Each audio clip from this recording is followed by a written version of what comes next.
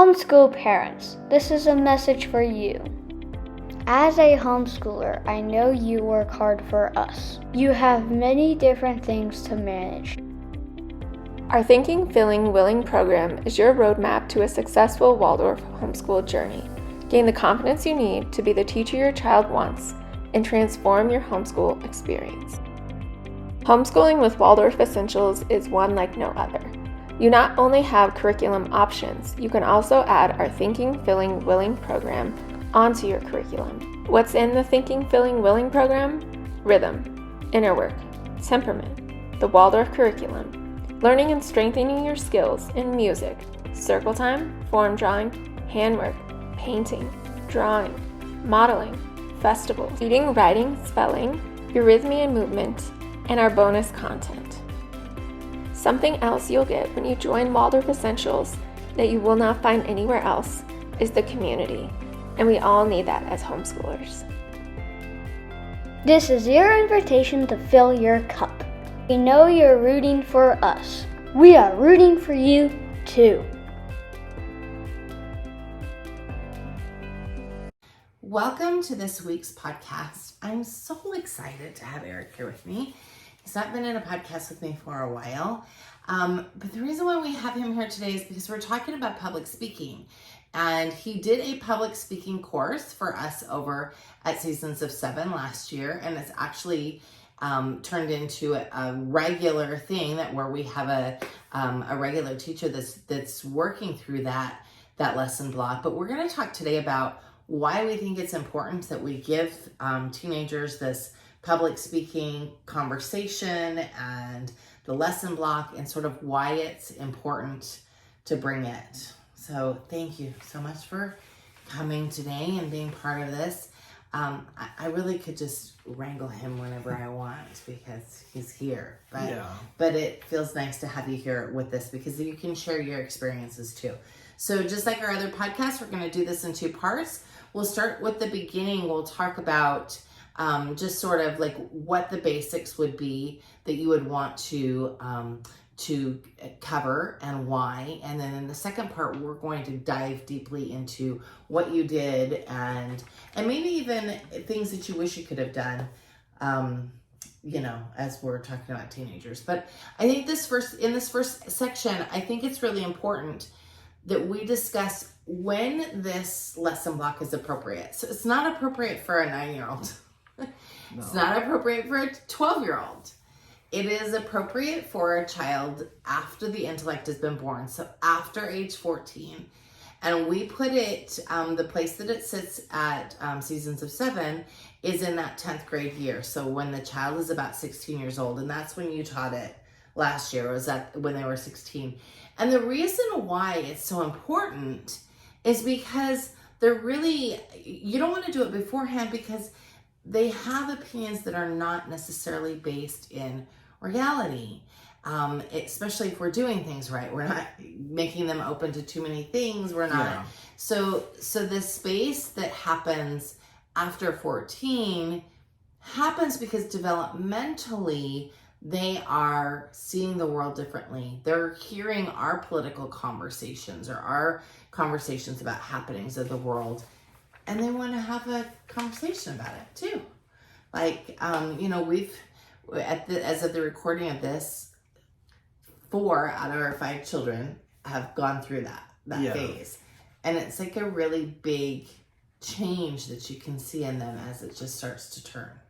And it goes from things that they think from a more childlike space to, I'm hearing this and I want to understand it.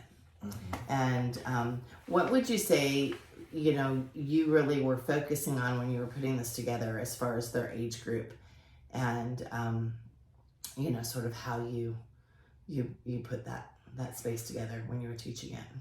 Well, I wanted them to be more conscious about what they were seeing and hearing and what that meant. And also, there's a difference between, and this includes in the public speaking realm, whether it's that you are giving some kind of lecture or you're in a job interview or you are running your own YouTube channel and you're expressing things. There's a we talk about in our own house, like, are you talking to me or at Or me? at me. It's a big difference. And then there's the talking down to people, or the let me tell you why you're a bad person and this is why. Where there's a lot of that going on in the world. There's a lot of preachy and all the elements of all the things that play in the world, but there's not as much like trying to connect with people, and that's when you're really exchanging the ideas. And I would say that, like, before that and not so much the 14-year-old, because that's when it's starting to be born, but really that 16-year-old space, before that, they are largely talking at you. It's not that you're not having deep conversations, but the conversations really change when you get to that space. So it is an important time. It is an important space to be in. And I often this falls in the realm of like debate club and stuff like that. And it is sort of just as you would do like an extemporaneous presentation and debate club, but it really is about teaching them more depth. So Erik's background is in journalism, and so you brought a lot of that to the table when we were discussing when we were building this class. So what sorts of things do you think just generally are like super important to bring to bring to the kids to have them know at this age? So to begin with, I mean, in the journalism realm of things, in theory, we're taught that you're objective observers. That doesn't actually, there's not a lot of great examples of that. Not to get too much into that, but again, all sides have things they call journalism. That's not like what I was taught in school was journalism. So one of the things that we did was with Seasons of 7, we have teachers from other parts of the world or other communities that I knew that the students were not aware of or had connection to. And these teachers brought a particular issue that faced people from where they were from that would not be issues that I would think that any of the kids had any predisposed dispositions about, whether it was their own ideas or their parents' ideas.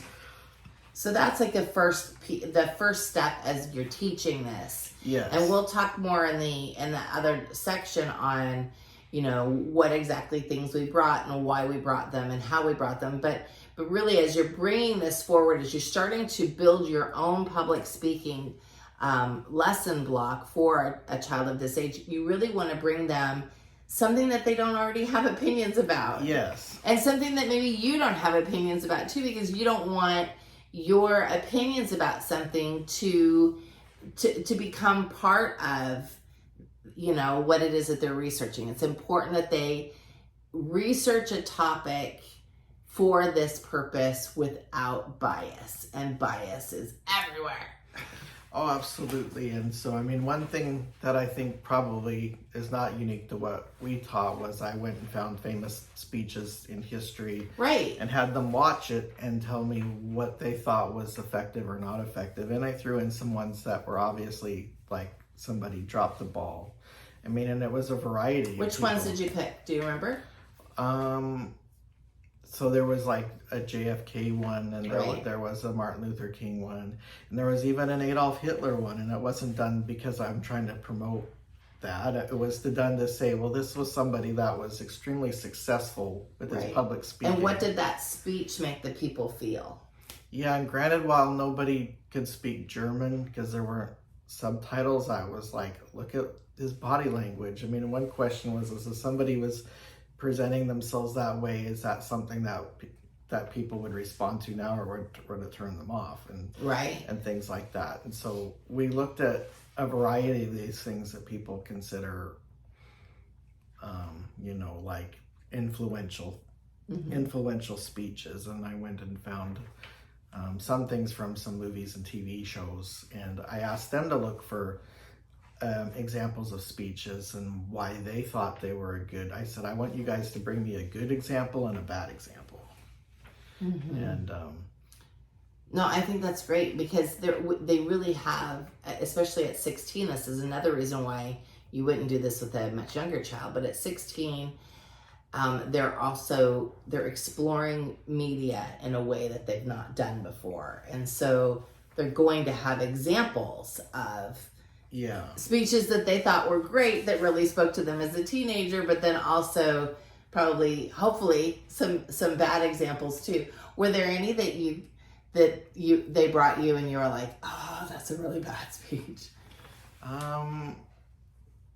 There was some things that they thought were funny, but they weren't really examples of a good speech. Like, and I'm trying to remember. I don't want a student to watch this and go, right. Oh wait, but we did. I mean, there was things that one kid brought in, and somebody else like, well, what about that kind of thing. Mm-hmm. So there was some discussion about that, but we also kind of dived, because there's a lot of things that we discussed that you wouldn't think were, practicing to give speeches, but I wanted them to think about all the angles, and we did discuss like body voice language, and we discussed videos where people were dissecting like whether they thought this person was telling the truth or they thought that they were telling, and that's some stuff that like the CIA does, and so for fun, I got a video about a man named Bob Lazar, who has been he tells people that he worked at a secret base and was reverse engineering UFOs and spaceships and things like that. And the video was like where they were picking apart facial tics, eye movements, and this kind of thing. And so it's like he's saying something that nobody has any proof one way or another he's telling the truth. And it's something that I didn't think the kids had heard about, but it would when you're dealing with kids and teenagers, you want to spice things up so they pay attention. Right. So I use that, and it's like, and there's several different videos out there about this guy, and some of them are like he's telling the truth or he thinks he's telling the truth, and some people are like, well, there's holes in this story, but it was like interesting because they're like picking apart his body language. Yeah, if his eyes are moving in this direction, it means that he's trying to remember something. And if they're doing this, it means he's trying to create something. Right. So maybe as you're working with, bringing this public speaking conversation to your child and as a main lesson block, one of the places that you might want to go to get some of this information might just be to go to YouTube and look at body language videos and have that conversation as you're, bringing this information to your children. And really helping them to form, because you're asking them to form opinions about like follow the money, which is something we're going to talk a little bit more about in the second portion. But you were asking them like who paid for this ad, who paid for this, so that they start to understand what's propaganda and what isn't, which is such a hard thing. Because it's hard for adults, let alone for 16-year-olds. Because they had to give speeches on these topics they weren't familiar with that the teachers presented to them. They had to research it because they needed to give a speech on potential solutions or why it's like this or what the ramifications are, and they had to do something really concise. I didn't want 15 minutes of just spewing facts and figures and then saying thank you and sitting down. They had to present something. And so I took them, I shared my screen, and I was like, okay, well, we're gonna, one of these teachers is talking about. Was it the South African? Well, there was that one where it was about energy or something. About the load shedding and how they have to turn off the power for a period of time. And that's something that most people don't even think about. And, so I said, well, let's, how are we going to learn about this? And I was like, well, one element at play is the power company in South Africa. So we went and looked at that. And I said, one thing to remember is this information is provided by the power company and their public relations team. So they're being very careful about the way they present it. And then it was like, well, let's go look at news articles. And I said, one thing to remember about any news article is you go and go, who is this organization? Right. Who pays for it? who are their advertisers that depend on them to not? So like if you went to find out more about the energy situation in South Africa, and you went to a news source, and then it's like, oh, well, that power company advertises with them. Then it's like, well, it might be that everything is legit, but we have to consider that there are sources of information that may have a bias, whether it's in their financial best interest, or they have advertisers, or if they have an axe to grind, Right, absolutely. Like, say, there's, like an example, like the news says this company is doing something really awful because some people claimed, and then like when we went and talked to them and they said they're not doing it. Right. Rather than going a little bit deeper. And I think that's something that's super important for them to be really exploring at this age, because they have come from this place where they believe everything that people have been telling them for the most part from their childhood on up. And so now as they're forming more succinct opinions about what's going on in the world, it's important that they're asking questions. And I think what's lovely about it, honestly, is when we put forth this main lesson block for our children, it makes us have to step back too and again ask ourselves, are we in a spot where we're just taking everybody's word, or are we being critical thinkers? So this is part of that, being critical thinkers and sort of walking along that path. So I think this is a great start for anybody who is looking for, looking to put together a public speaking main lesson block. If you want to know exactly more details, we're going to talk about that in our next portion, and I invite you to join us.